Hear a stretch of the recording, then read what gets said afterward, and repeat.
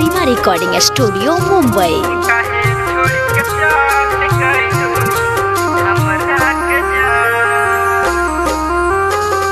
काहे छोड़ के चल गइलू हमरा के जान, काहे छोड़ के चल गइलू हमरा के जान।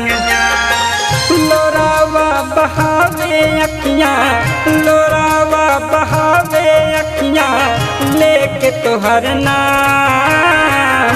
काहे छोड़ के चल गइलू हमरा के जान, काहे छोड़ के चल गइलू हमरा के जान।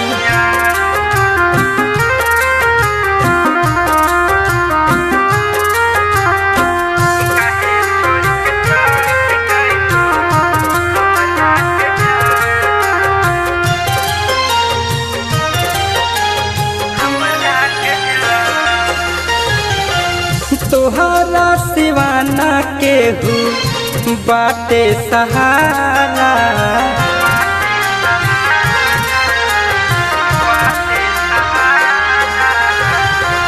तोहरा सिवाना केहू बाटे सहारा। मन के मनाई कैसे माने ना बेचारा। देख गइल जखम दिल में, देख गइल जखम दिल में अटूरल अरमान।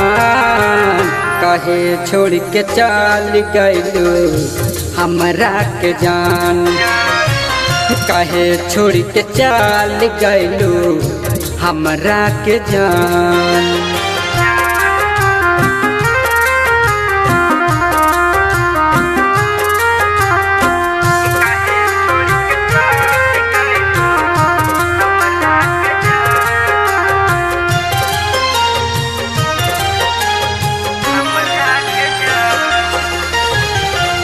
कहलू न टूरल जाई पीरतिया के डोर हो,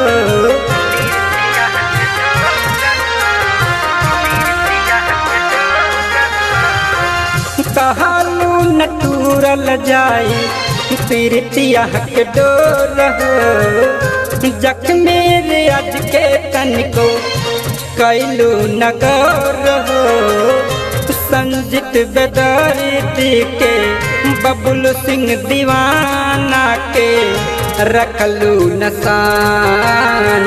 काहे छोड़ के चल गइलू हमरा के जान, काहे छोड़ के चल गइलू हमरा के जान।